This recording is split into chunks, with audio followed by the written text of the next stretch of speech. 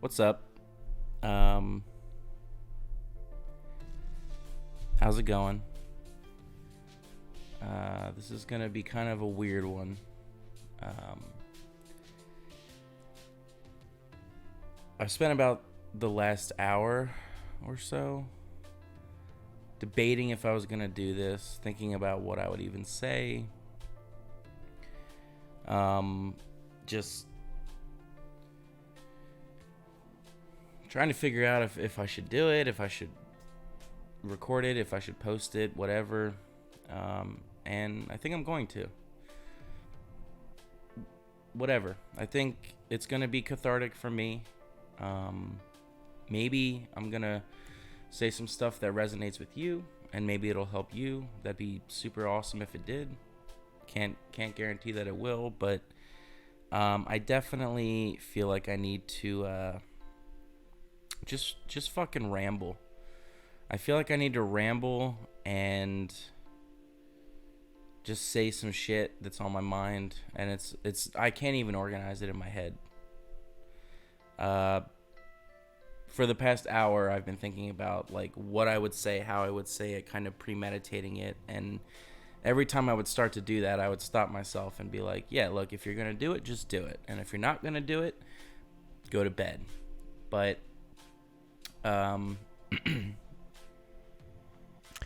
it is 20 till 6 in the morning, having one of those sleepless nights that I haven't had for a very long time. And I used to have them a lot. Life is very different now. I'm 32, not far from being 33. And a lot of times I still feel like I'm not that far away from when I was 19, 20, 21, 22, which were really impressionable years for me, and very, very different compared to now. Number one, the thing that used to give me massive anxiety and would cause so many sleepless nights was money. And ironically, that sucked even worse because when I was like in my early 20s, like 19, 20, 21, 22, 23, I worked multiple jobs. I had at the most, I had 5 part-time jobs. I worked a few days a week for my parents. I worked at a pizza shop a couple shifts a week. I worked at a retail store a couple shifts a week. I worked at a cafe, not really, kind of like a diner, but not really. It was more just like a breakfast cafe. And then I worked as a temp for a catering agency, which would really just kind of fill in the holes in my schedule. If I was available, I worked it. So I had 5 part-time jobs. I was working constantly. And having sleepless nights was really, really bad because every single day I was working a morning shift and an evening shift. At one point I remember I looked at my calendar and I hadn't had a day off in over 3 months. I just worked morning, evening, 7 days a week. Every week for over 3 months without a day off, and somehow just was always stressed and didn't have money. And so that's kind of a weird thing. Not a weird thing. It's something I'm very in tune with in my present life, is that I don't have the money issues I once had. In fact, financially speaking, I'm in a better position than I've ever been in my life. And that's really exciting for me. And I love that. And I don't have to try to go to bed thinking how I can get free food the next day, a free meal from if I worked a banquet or something, you were pretty much guaranteed free food. That's kind of one of the benefits of working banquets. Whatever's left over, you just kind of get to eat or take. And I used to think about that. I used to think oh, well, I'm doing this like wedding tomorrow in the evening, so I don't have to buy food. And before I went to college, I didn't even have like a lot of bills. I didn't have a ton of debt. I didn't have like any debt actually, which was kind of amazing. I do have debt now, but I also have I scaled up my income big time, so that's whatever. But yeah, like I used to. I remember when I was 19, I used to like incessantly check my bank account online or even at an ATM, because online was a little tough back then. The cell phones were not as good. They didn't really have like internet the way we know cell phones to have internet today. So I either had to be on a computer, which I had, or I would just, on my way home from work, I would stop at a bank and like put my card in and just do the balance check. Because I would know like, oh, I have a $40 phone bill due tomorrow, and I have $41 in my checking account.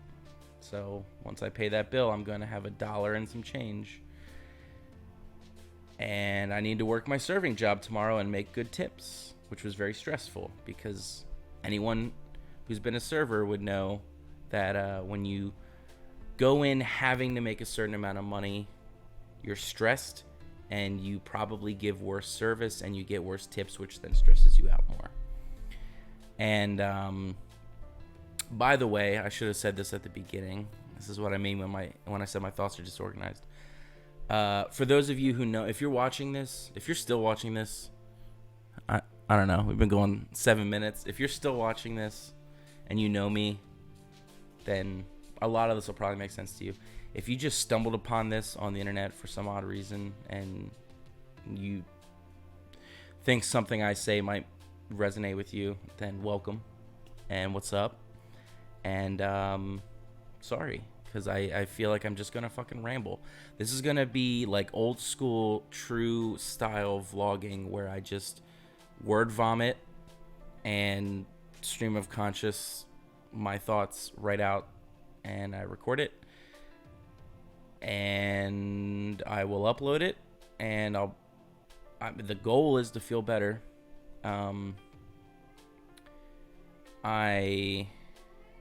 If you can hear that, that's a cat. Yeah, Mazzy. She hopes I feel better too. Yeah. I couldn't sleep. Could not get to sleep, and I decided this was a better option than just sitting on my phone and mindlessly scrolling through Instagram or Facebook or Imager or just YouTube even. I did watch a little YouTube, and I was popping around on here and there, but nothing was giving me peace of mind, and nothing was quieting all these thoughts that were just kind of pulsing through my mind. And I just decided this was maybe like a healthier outlet than just trying to numb myself through scrolling. And wow, sorry about that. Speaking of numbing myself, I did drink a little bit tonight, so I'm not totally free of the numbing guilt, but yeah, just thinking a lot about life tonight, and I mean, in pretty much every way I can think of, except for one, pretty much every way I can think of, life is better than it used to be, which is weird, because some of the best memories I have and some of the most fun memories and thoughts that I have are from when I was younger, and when I remember everything else that surrounded it, shit was way harder. Shit was way worse. Money was always tight. I had 5 part-time jobs, which is enough to juggle to begin with, and then when I went to college, I kept 2. So I actually had 2 part-time jobs until I moved up to State College, Pennsylvania, where I went to Penn State, like the main campus, and then I had 1 full-time job.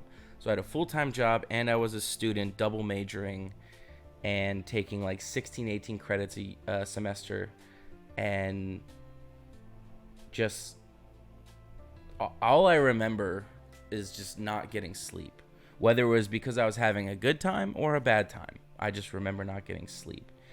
And maybe that's the reason I just appreciate sleep so much these days. And I take every fucking moment I can to sleep in.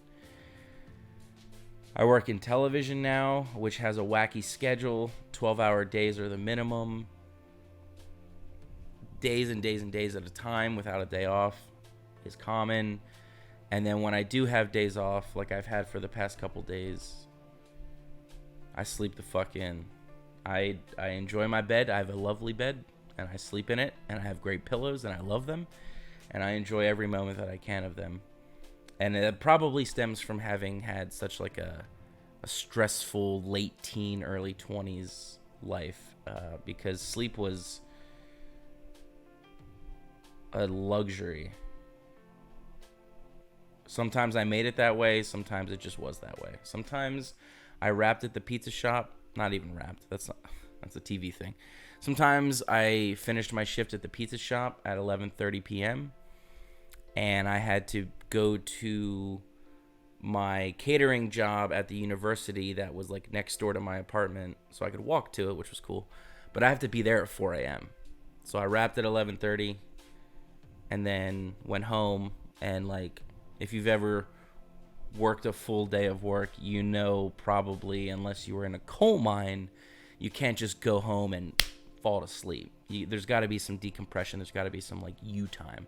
So I would watch Arrested Development, or I would watch a Netflix DVD that I got in the mail. That's right, people. I'm that old. I got fucking Netflix DVDs in the mail. So I would watch whatever I had, or Arrested Development, or YouTube or whatever, and just decompress for a little bit, and then have to be at work the next day at 4:30 in the morning, and then work until about 2 p.m., go home, take a 1-hour nap, and then have to be at my retail job at 4 p.m. So from like 2:15 to 3:15 I would sleep, take a little nap, a little midday siesta, and then I would go to work at my retail job from 4 p.m. to like 9:30 or 10, and then do it all again the next day, nonstop. Yeah, so I was having a lot of fun back then, but it was tough. When I think back, it was tough. Maybe I just didn't know better. Maybe I was just living in the moment so much that I was just loving it. Maybe I was, what my tattoo says, loving every minute. I don't know. But now I realize that my life is better in pretty much every way. The only way it's not better is my weight, like my physical condition, I guess. I weigh more almost than I've ever weighed in my life. I've lost a little bit of weight from the most I've ever weighed, but I weigh more, and you know, I'm realizing that being in your 30s, you don't handle shit the same, you know.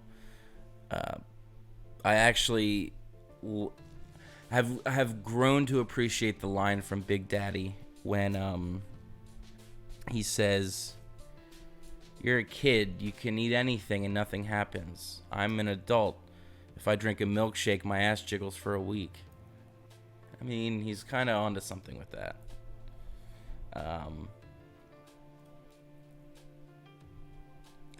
But yeah, besides my weight, which I'm working on, and you don't need to tell me this isn't helping, I know. It's helping with one thing and hurting another. It's, I don't know. Chopping off the nose to spite the face, I guess. But it does help a little bit with some stuff that's going on.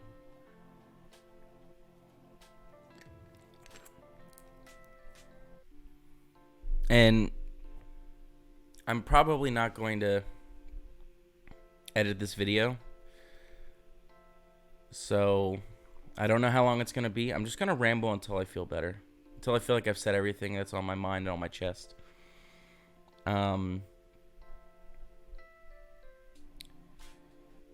if anything, I'll put it into Premiere just to clean up the audio a little bit, probably, and maybe cut out any like long pauses that might happen. But yeah, so I've been thinking about life, and specifically, I was laying in bed trying to get to sleep. Yeah, it's now, I guess I read it wrong. Maybe I read it wrong earlier. It's 6 a.m. now. I forget what I said earlier, but whatever. It's 6 a.m. now. So, it was 20 till 6. That's right.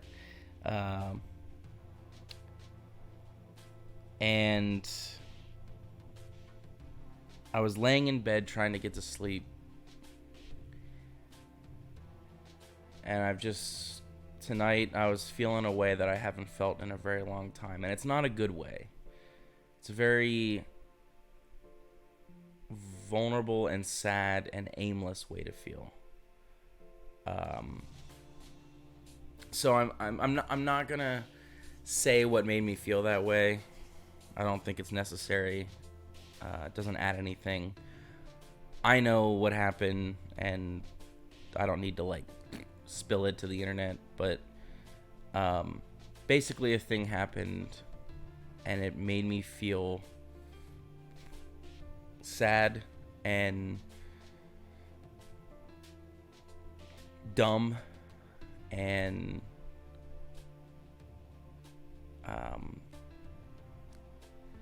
I don't know how to describe it. This weird feeling that I've experienced in the past, and I haven't felt it for a very long time, but it's a feeling of like, it's like sleep paralysis almost. It's like feeling like you want to move, but you can't. Feeling like you want to do something, but you also simultaneously lack the motivation or the ability or whatever. Which is why I started just doing this, started recording. Because I was laying in bed, I was watching The Simpsons. That's normally how I fall asleep, is I put on The Simpsons and a sleep timer, and I get cradled into a beautiful slumber. Because, long story short, The Simpsons have a huge role in my childhood. Very happy times associated with it. I also think the very early seasons are brilliant. Don't care what you say about the current, newer seasons. I don't think they're that good. But I'll always have the older seasons, and the older seasons will always make me feel a certain type of way. There's a nostalgia. There's a comfort, a warmth to it. There's something very familiar. And it is the best way to fall asleep. I used to just fall asleep in silence. I never even would put anything on the TV. And now I fall asleep, because now I have Disney Plus. Now I fall asleep to The Simpsons. And I was watching my favorite episodes, and I wasn't able to fall asleep. And then I started thinking about doing what I'm doing now, which then I started like premeditating the ideas and the thoughts and how I would organize it, because that's how my mind works, is like an organizational thing. And then I was stopping myself constantly, like, no, don't do that. If you're gonna do it, just do it. And if you're not gonna do it, don't sit here and think about how you would do it if you were going to do it. And I went out and I took a little rip and smoked a cigarette, and I was like, fuck it, I'm just gonna do it. And so here we are. And sorry if I'm repeating myself. Probably apologizing to no one, because at this point I doubt anyone is even still watching the video if I've posted it online, which I'm still not sure I will.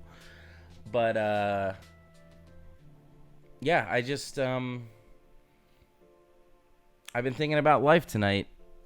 Like I said before, in pretty much every way that I can think of, life is better. I have a better living situation than I've ever had. I have a better relationship than I've ever had.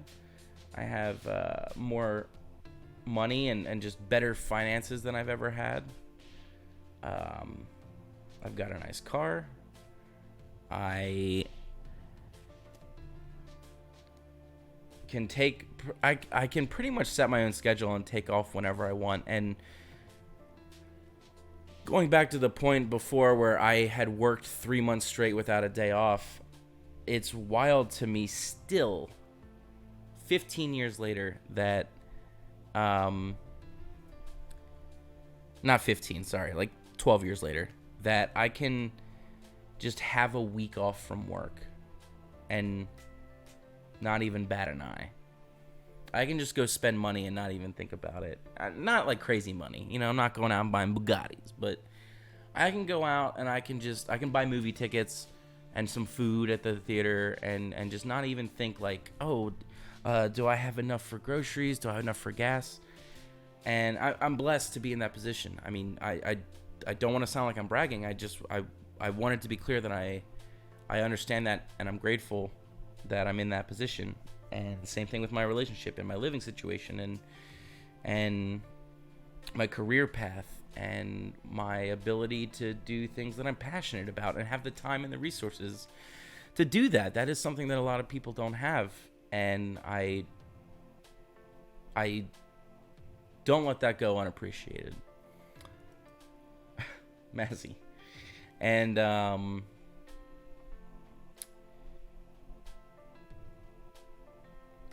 yeah, I guess one of the areas that has changed pretty drastically in my life, especially in the last couple of years, is my family life. And this is a bit of a touchy subject for me. This isn't the cause of my strife this evening, but it is a bit of a touchy subject because I come from a very conservative area of Pennsylvania. I come from a very conservative family within that area. And I come from a family that doesn't really leave that area.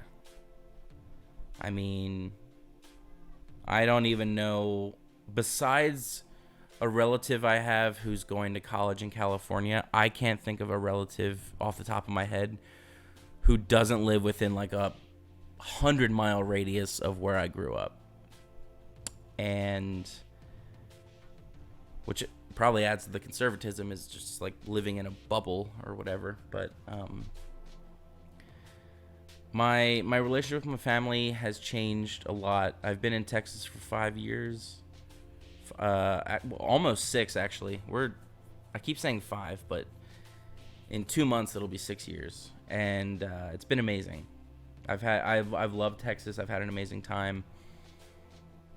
I don't see myself leaving anytime soon. And it was a wild experience to take the chance to leave. And maybe I'll get into that in a second. But, I moved away from my family. I moved away from my parents, my older brother and his family, my younger brother. And, I've been able to keep in touch with them because of modern technology, of course. We try to take a family vacation every year. I don't always make it. The thing about setting your own work schedule is sometimes... especially with TV production, you can't just say like, I need a day off or whatever. Like, I need to leave a day early because I'm going on vacation. If you can't do all the days, you lose all the days. If you can't do 20 days, then you lose 20 days. If you have to leave a day early, you lose them all sometimes. So I haven't made it to every family vacation every year, but we try. And I've noticed, and I have phone calls. I call my parents sometimes. They call me, whatever. I've noticed a growing disconnect, primarily because they're conservative. I had a phone call last week with my mom, and it stayed pretty civil, but it was very clear that we disagreed on a lot. And actually, the weird thing is that we didn't exactly disagree.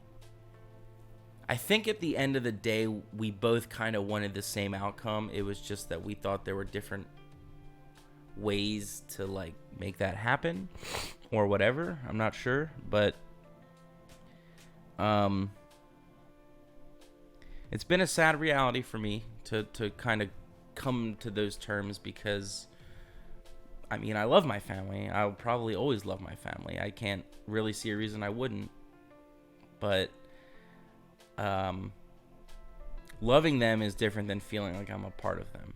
And I over the past 5 years that I've been living in a super conservative state, by the way, but over the past 5, almost 6 years that I've lived here, I've just noticed the disconnect growing bigger and bigger. And I can't truly say that I feel like I'm a part of that family anymore, even though I love them dearly. I mean, I truly do. And that's been, honestly, probably pretty easy to deal with because I am 2,000 miles away. I'm removed from like having to face that reality every day. When we go on vacations, I do feel it a little bit. It feels like I don't know. It feels like you're hanging out with people that you know and you like, but you don't really like connect with them.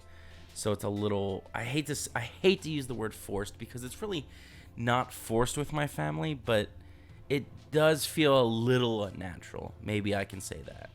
I don't know. But I mean, fuck it. I can say whatever I want. But that is something I've had to come to terms with. And luckily, I've been dating someone who has had a very similar experience in a very different way. I'm not going to sit here and get into her story, but suffice to say, we've connected with each other on a lot of those points that I just kind of outlined about how I feel with my family. She has felt similarly in some ways, and it's been helpful. It's been a good sounding board to be able to talk to her and about these things and not have someone who, like, I couldn't talk to my brother about this because my older brother is like super close to my family and it feels the same way they do about things, and so he wouldn't, not to his fault, it's just he would not understand. So I wouldn't be able to get any like helpful feedback or any sort of like haptic response from him. He would just hear me and say, "Oh, okay." And knowing him, he would probably like send me a YouTube link to some clip from a comedy from the late 90s, early 2000s, like There's Something About Mary. He would send me like a clip from that and be like, "Yeah, isn't this funny though?" Which is wild, because that's essentially what the relationship has been reduced to. And I was really close, 2 years apart from my older brother growing up, and then there was I had a falling out with my family when I was 18. I got kicked out and didn't talk to them for like a year. And randomly, I was leaving my job at like midnight or 1 a.m. because I had to do inventory that night. I worked at a clothing store and we had to do inventory. So I left at like 1 a.m. And my brother, who I hadn't talked to for about a year, was driving by. I was sitting at a red light and he just drove by, and I knew his car. I knew the roof rack that he had. And I fucking pulled out and I followed him and I flashed my lights and I honked my horn and I told him to pull over, and we talked in a parking lot for like 2 hours, and we fucking cried and reconnected with each other in a big way after about a year of not talking. And it turns out the reason I hadn't talked to him, or he hadn't talked to me, was because of a misunderstanding. He thought I didn't want to talk to him, which was not the case, but it's just what he thought, and it was a misunderstanding, and it was an amazing moment to share with him, and I will never forget that. And if he ever sees, I doubt he'll ever see this. He doesn't really watch my content, but if he ever sees this and he gets to this point and he hears this, he will remember exactly what I'm talking about. You know about the Lancaster Host Resort. You know when we talked in that parking lot. You had your Mazda 6 with the roof rack. You know. And it's crazy to think about that and how a couple years have gone by, and I don't even know like how to communicate. I just don't even know what to talk about anymore. he's got a wife and some kids, and he's living his Pennsylvania life, and I don't have any kids, and I don't have a wife. I have a girlfriend, but I don't have a wife. I don't know if that makes a difference, but certainly don't have kids, which does make a difference. And I'm living in Texas, and I'm living a different kind of life. But speaking of Texas, moving here was kind of a wild choice. And I feel like it's like we're going to take a commercial break because I actually have to go to the bathroom. So I'm going to go to the bathroom, and then when I come back, I'm going to come right back, and I'm going to get right into it because I do kind of want to share this story. This is something I actually think if anyone ever watches this, I don't even give a fuck. I do not care if someone watches this. I don't care if 0 people watch this. I'm recording it, and I'm going to post it, and I'm already feeling a little better, and I know that by the time I'm done, I'm going to feel better. So I'm doing it. And if it helps someone else along the way, fuck yeah. But the story about moving to Texas, I feel like, is actually something that I've told the story to people before, and they've actually gotten something from it because it was such a risky endeavor. And I want to share it, so I'm gonna do that. I'm gonna take a swig, take a rip, and I'm gonna let Mazzy out because I'm pretty sure she wants out. And I'm gonna go to the bathroom, and I'll be right back. So I guess I'll cut and re-roll. Okay, where were we? Oh yes, Texas. So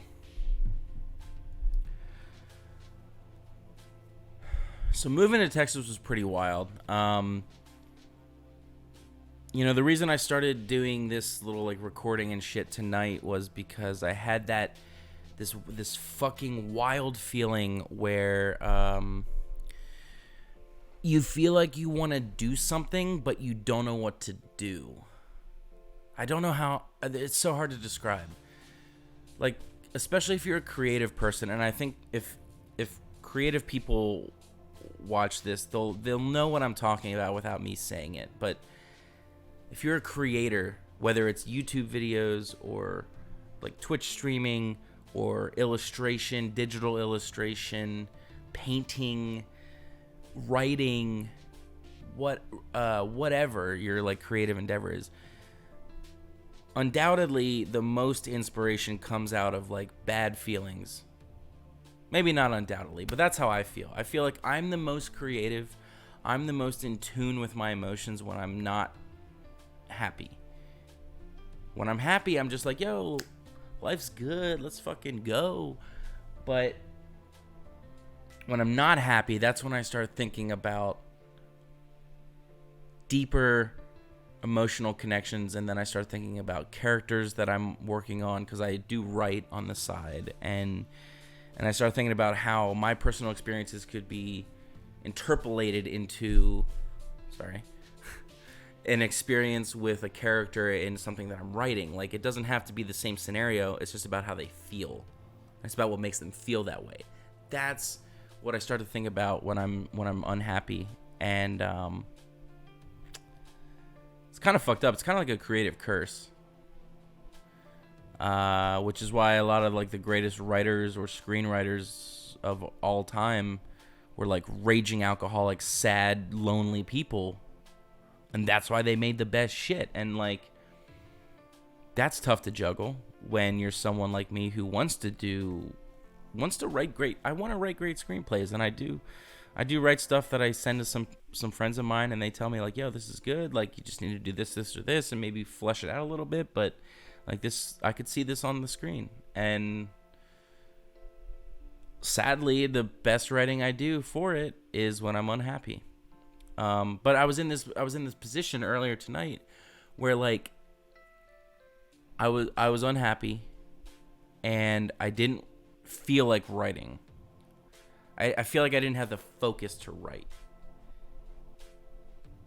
And I didn't have any specific drive that was pushing me toward anything in particular. It's actually like, I've seen TikToks and Reels and shit that are like, when I randomly decide to get my life together at 3 a.m. and it's like someone getting out of bed and making a protein shake and like working out. Like, we've all experienced that. That's one of those collective things that we don't really talk about, but we've all experienced. It's like just those random bursts of motivation in the middle of the night when you should be sleeping. And also, like, you're not changing your life by doing it one night every 100 nights. But you feel like you're making a difference, and that's important. Perception over reality, really, in that case. But I was just kind of feeling like that weird aimlessness that comes with unhappiness mixed with a creative mindset is like, I want to try to bottle this and use it, but I don't feel like writing. And like, I didn't feel like playing a video game. Right here, I'm sitting here in the stream room where we play video games, and like, I did not feel like playing a video game. I did not feel like listening to a podcast. I didn't feel like watching a YouTube video, even if it was one that was going to educate me. I just felt like I had a lot of shit happening in my head and in my heart, and I was just like, just in bed, like bubbling over with it, and which is why I decided to do this. But the reason I brought that up, again, I know I'm repeating myself for the nth time, but the reason I brought that up is because my move to Austin, Texas was completely based in that feeling. Like, that's a sadly familiar feeling for me. And I don't know why I said sadly, because moving to Texas was one of the best decisions I ever made in my life. And the first 2 weeks that I was in Texas were the happiest, consistently happiest, just most exploratory and interesting and just like exciting 2 weeks in my life ever. I mean, the feeling I can't describe, and nothing has compared to it. I mean, it was just fucking magical. Like, it was, I guess that's the way like Disney adults feel when they go to Disney, I assume. And if that's the case, then like, yeah, get your rocks off, dude. Like, that's amazing. But nothing else has ever made me feel the way that the move that I did to Texas made me feel. And so let me back up a little bit. I didn't go to college until I was 24. And the reason for that is because the FAFSA form that you have to fill out determines your financial aid eligibility based on your parents' income. And my parents were not willing to help with college, not even a penny. So I did some research, and I figured out that if you are... Wait, no, was it? Sorry, I said 24. Sorry, I meant 22. If you're over the age of 20, if you're 22 or older, then you can fill out your FAFSA, and it actually determines your eligibility based on your income, not your parents. So 18, 19, 20, 21, those 4 years, which are like the college years, those are all based on your parents' income as far as financial aid. So I actually waited until I was 22 to go to college. It was very strategic of me. Big brain move, 10,000 IQ, I know. But that actually made a huge difference in the long run. And for anyone who is not in college yet and considering it, and maybe doesn't have a financial support system in their family the way some people do, I would say you might not need college. First of all, it depends what your career path is. Do some research. But also, if you are determined to go to college, maybe wait till you're 22. I know you're going to be a little older. You're going to be an adult student when you're in a freshman class. I did it. I get it. But it's going to save you money. It's going to save you a lot of money. It's going to save you a lot of stress. So I recommend it. But anyway, So I went to college from 22 to 26, and when or like right before I turned 26, I guess, I graduated in the fall term, so I graduated in December, and the moment I graduated, I was simultaneously so proud and so scared. Because I was proud of my accomplishments, of course. I double majored. I, got 2 useless degrees instead of just 1. Most people just get 1 useless degree. I got 2. But I was also scared as shit because I remember I didn't walk for graduation. I didn't give a fuck about the ceremony. But I do remember getting my diplomas in the mail. And I remember the moment I got them thinking, like, what now? Now what? Because I didn't know. I worked full-time when I was in college. So I didn't have a chance to just take an unpaid internship somewhere that was going to land me a job when I got out of college. I didn't have that opportunity. I didn't have any connections. I didn't have any leads into the industry that I had just studied for 4 years to get into. At the end of 4 years, I felt like I was in the same place I was 4 years prior when I decided that the only direction I had in life was to go to college. I regret having gone to college, by the way. I wish I hadn't done it. I wish I would have saved the 60 grand. I wish I would have saved the 4. I wish I would have taken that 4 years to move to Austin 4 years sooner. I'd already have a house, and I would be further along in my career, and I would know more people, and I would be more bitter about the traffic.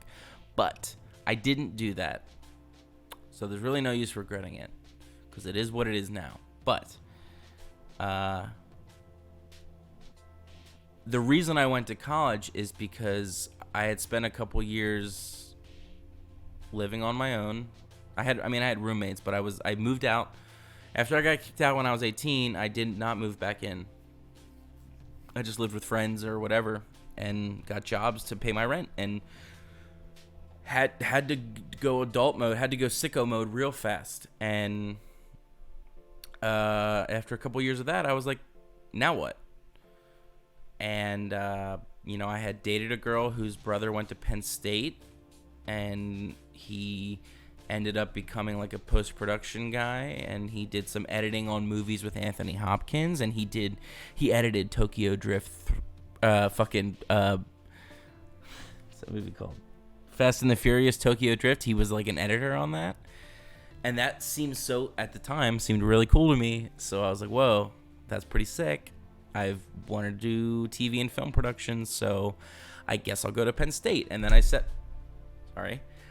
my sights on Penn State and put my nose to the grindstone for 4 years. And after 4 years, I was like, now what? Which is how I felt when I decided to go to college. I was like, now what? And then I went to college. And then after college, it was like, seriously, I'm an adult. I'm fucking on my own. Responsibilities, attendance, check-ins, due dates, that shit just went away. Like, my life became fucking wide open, and I was like, now what? And luckily for me,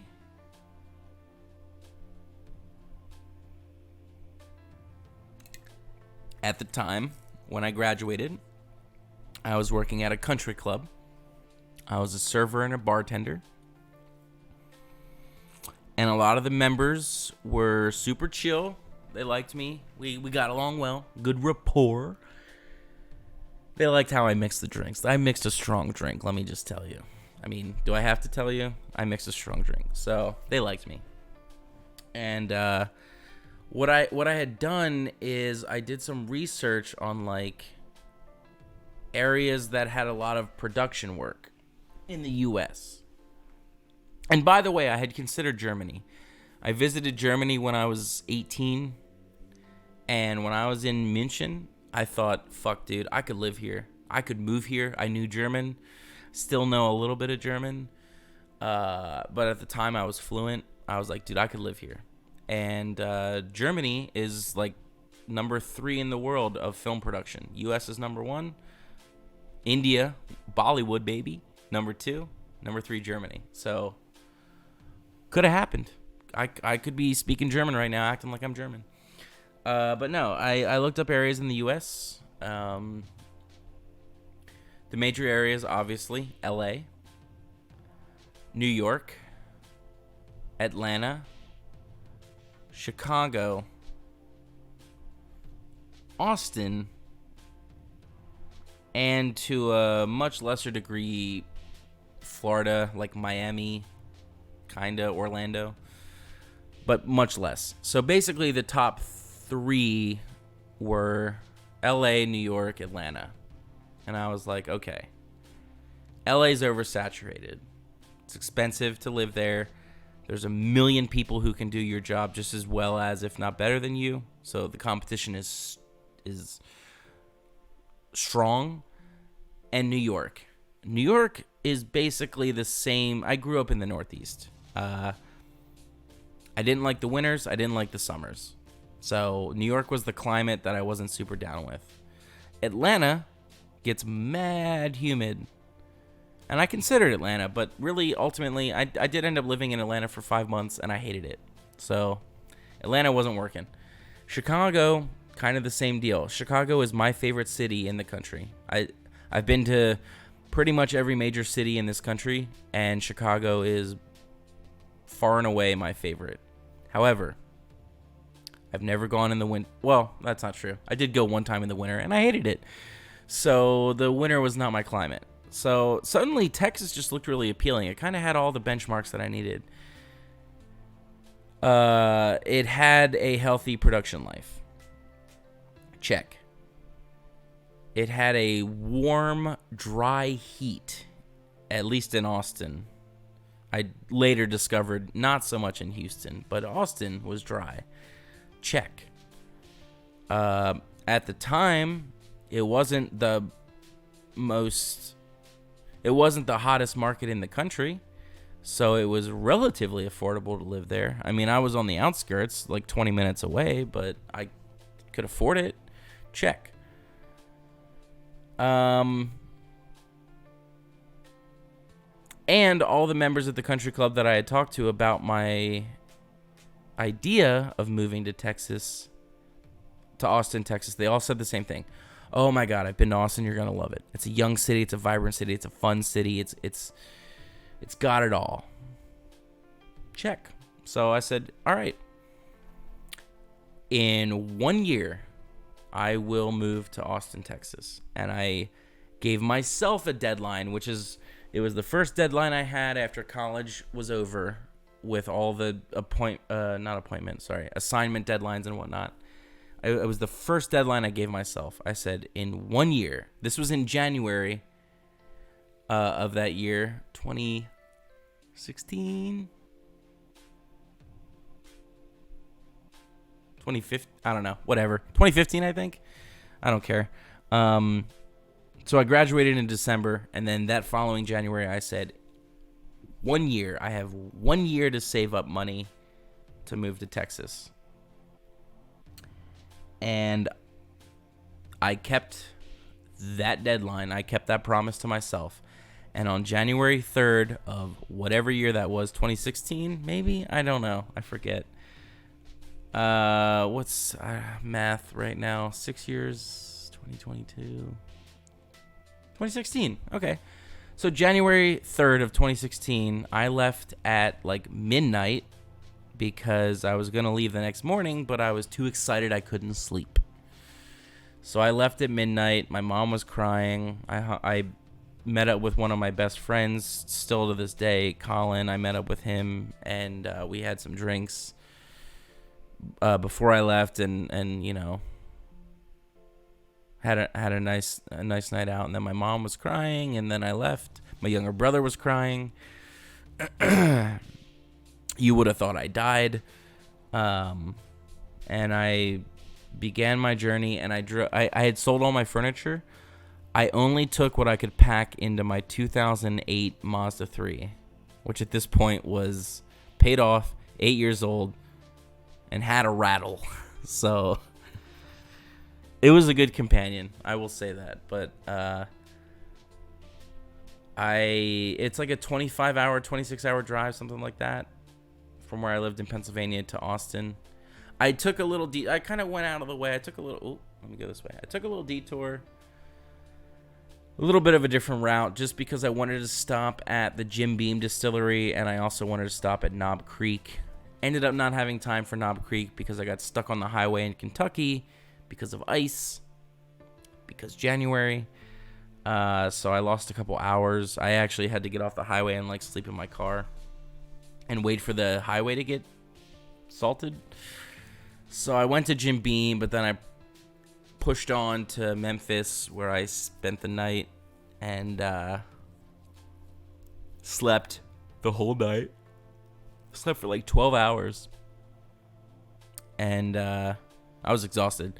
But then I woke up fucking vibrant. Like, I was excited. I was like, oh shit, today's the day I arrive in Austin, Texas, my new home possibly. And I had an Airbnb booked for that night. I had an interview the next day to be a theater manager for South by Southwest, which I had arranged before I left. And then I had an Airbnb booked for a month, just so I had a place to stay until I like got my bearings. And I had a couple grand saved up in my bank account. I worked all year. I worked 3 jobs that year leading up to my departure. I worked 3 part-time jobs, or like really it was like 1 full-time job and 2 part-time jobs, just saving up money. And I had a couple grand saved up just to ease my transition. My grandfather, sweet man, he actually gave me some money because he was proud of me. He was proud of me for going out and blazing my own trail and trying something. So he gave me some money for that. And both my grandparents, actually, grandmother and my grandfather. I don't know why I just said him. He was the one who like talked to me about it, but it was both. They both signed off on it. And yeah, and so I arrived in Austin, Texas that night. I stayed in an Airbnb, so I pretty much just arrived in the dark, fucking went to bed, got up the next day, drove into downtown where my interview was, had my interview, crushed it, got hired. So I had work for March at least booked up, and then I just had to find work in the interim. And I went to my new Airbnb, my month-long Airbnb, where I met a bunch of people who were also just like vagabonds like me. Someone was from Vermont, someone was from Brooklyn, someone was from Florida, somebody was from a different part of Texas, somebody was from like Olympia, Washington. It was just a fucking melting pot. And we were all there kind of for the same reason. We were just seeing if we fit in and if Texas had a place for us. And I did. That first 2 weeks was the most amazing way I've ever felt. I've never felt that way before or since. But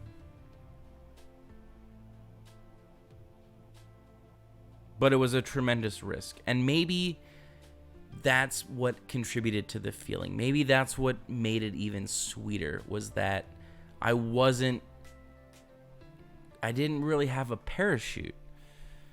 I had a couple thousand in my savings, but like my parents weren't going to welcome me back into the home. They weren't going to give me money. I didn't have a safety net, and I had lived my whole life just trying to have a safety net, and this was the first time I really didn't.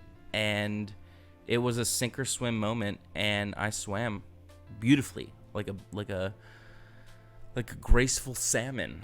I swam, and I mean, Texas delivered. I was able to book a couple weddings to film them, which was sporadic money, but good. It was helpful. I mean, it was good money. It was here, this weekend, and then a couple months later, another weekend. It was kind of sporadic. I was also just trying to get my name out there and just like get into different circles in Texas, which took a little while. I mean, I ended up working probably 6 or 7 months after I moved to Texas. I worked on a sizzle in Houston for a show, and then the people that I met on that show were like, yo, if you come to Atlanta, we can give you months of work. So I moved to Atlanta. I stayed in an Airbnb in Atlanta for 5 months. Or it's like 4 months, I guess. And then that show that I did the sizzle for got picked up. So I came back to Houston and lived in Houston for like 4 or 5 months. And then I came back to Austin and started exploring for real. And at that point, I had kind of broken into a few circles of people, and they could put my name out for this gig or that gig. And I kind of started getting work more steadily. And I had been doing, when I lived in Austin, I had been doing a food delivery service similar to Uber Eats or Grubhub. It was just like a local Texas thing, or Austin thing, really. And that was cool. I actually really liked that. I fit the bill for it because I had already worked in food service and customer service. So, like, I was a fucking G. I'm not going to lie. The company that I worked for actually contacted me and, like, asked me to train other people because they said I was one of their highest rated drivers with over 5,000 5-star reviews. Let's go. But anyway, humble brag. I had worked for them for a couple months, and then, like, the great thing was I could set my own schedule, so I could just, like, book all these shifts. And I was booking, like, 10 hours a day, 7 days a week. I went right back into my old school grind. I was like, 7 days a week, all day, let's go, making that money. But the nice thing was you could delete shifts. Like, as long as it wasn't the day that as long as you weren't deleting shifts that day, you could, like, just delete shifts. So if I would get a production gig for like 2 or 3 days, I would just delete all those shifts, take my production gig, meet some people, get my name out there, and then go back to delivering. And then they would call me up and I would work another gig, delete some shifts. And it just kind of worked for a couple months, like 6 to 8 months is what it took to really get kind of bouncing on that. And the other reason, I was going to make a point, and I'll get there in a second, but the other reason I liked that delivery job is because it was an amazing way to explore a new city. Because, by the way, something I didn't mention was that when I moved to Austin, Texas, I had actually never been to Texas. The furthest west I'd ever been was Chicago. And that's way north, completely different. So I had never even been to Texas. I didn't know what to expect. So that made it even all the more risky. Is like it wasn't familiar at all. I wasn't familiar with the highway systems. Frontage roads, feeder roads, that's new to me, dog. We don't have that shit in Pennsylvania. So, like, it was a completely new world for me. But yeah, so doing the delivery job was actually super tight because not only did I get to, like, drive around and explore the city and see all different parts of the city and different neighborhoods and restaurants and like learn the highways and the roads and shit. Like, I learned pretty quickly Lamar.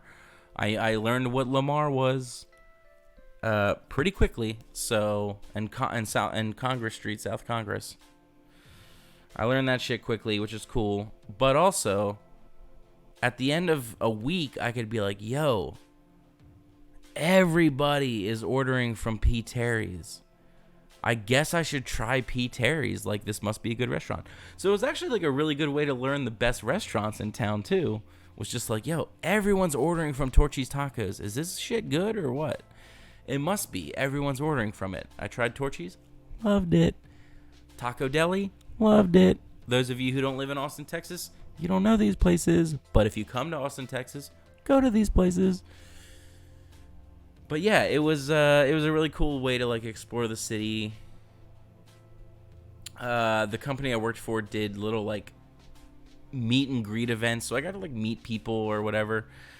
And then it had the flexibility of scheduling that allowed me to like take production work, which was really what I wanted to do. That was the end goal the entire time. I was just funding my adventure to get to that. And here we are. Almost just shy of 6 years later.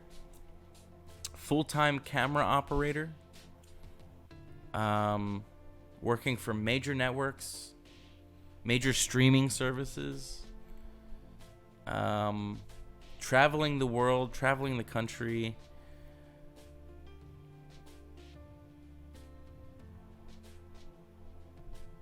I feel like when I just tell the story, it makes it even more surreal for me. It's even more surreal for me to say it. Because I think about it a lot. Like, don't get it twisted, dude. I think about this shit a lot. I am not far away from the days where I had $1.40 in my checking account because I paid my cell phone bill.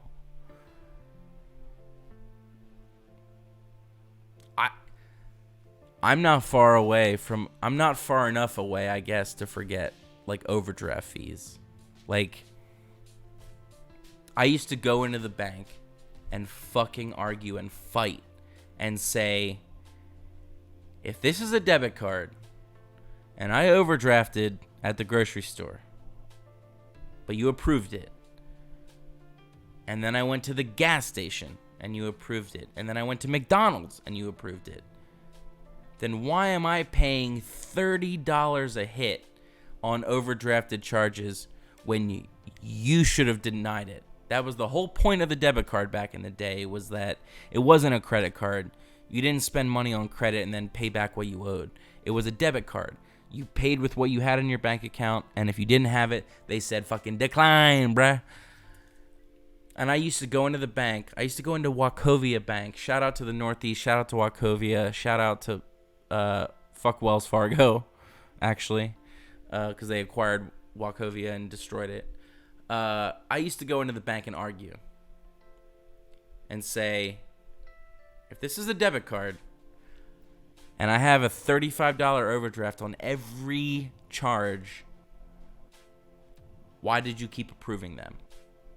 Why do I have $170 some in overdraft fees? And they would say, oh, well, your card is set up for overdraft protection. And it's like, protection? Fuck you, bro. Fuck your protection. Me not getting declined here just to pay $35 on top of the money I already overdrew is not protection.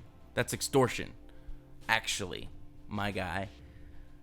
And you know what? If you bust out the E word at a bank, extortion, when it comes to overdrafts, they give your money back pretty fast. It's kind of wild. But also, that's not my point. My point is that shit's all still up here. Like, I still have all these vivid memories from 10, 12, 14 years ago of dealing with all this shit. And sometimes it really does. I just really have to sit back and take a beat and just remember and appreciate, like, how fucking lucky and grateful and fortunate I am that I'm not still having those arguments with the bank.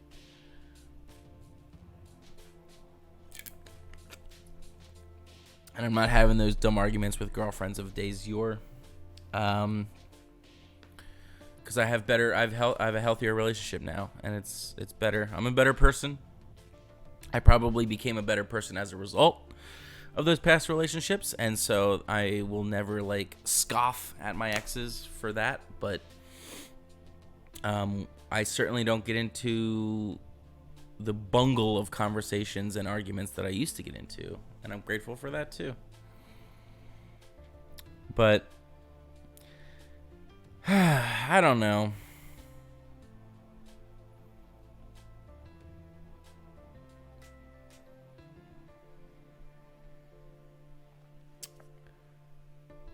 I can see through the blinds that the sky is getting light. And I feel like I've rambled for a good amount of time. And I feel like I've I don't know how or what I even said or why or what I did. I don't know. But I somehow feel like I've cleansed myself of some kind of burden that I had on my mind and on my chest. And if you are still watching this video at this point, I hope you're good. Like my hope is that you didn't watch this whole video hoping for some kind of answer that you didn't get, or some kind of solace that you didn't get. I hope that that's not the case. I hope, if you're still watching, I hope that it was either morbid curiosity or just like straight vibes. Like you were just vibing. You know what I'm talking about type deal. I hope so. Or actually, since there's some like beautiful soft music by my own friend Lowlife in the background, I hope, maybe you put this on before bed and you fell asleep. You couldn't sleep. And that's the reason I even made this video, was because I couldn't sleep. And then you couldn't sleep and you put it on and then you fell asleep. That would be great. Anyway, I think I'm going to take what's left of this and I'm going to go out to the balcony and I'm going to smoke a cigarette and I'm going to watch the sunrise, because luckily our apartment faces the east, so I can watch the sunrise. And I'm just going to reflect on how grateful I am for everything I have, and keep reminding myself that it's okay, even though I have so many great things and so many aspects of my life have improved over the years. It's okay to feel sad sometimes. I'm going to remind myself that that's okay. And it's okay to be upset sometimes. And it's okay to have a sleepless night.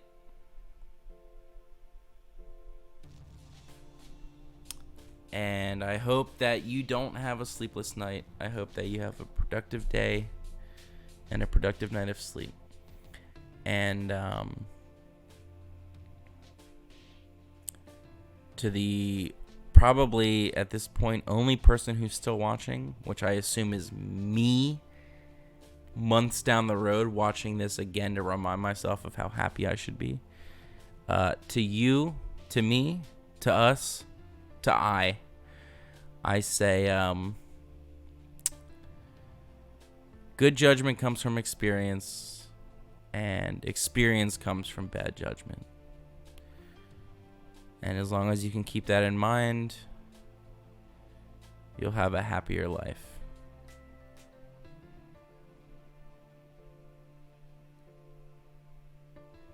Till next time.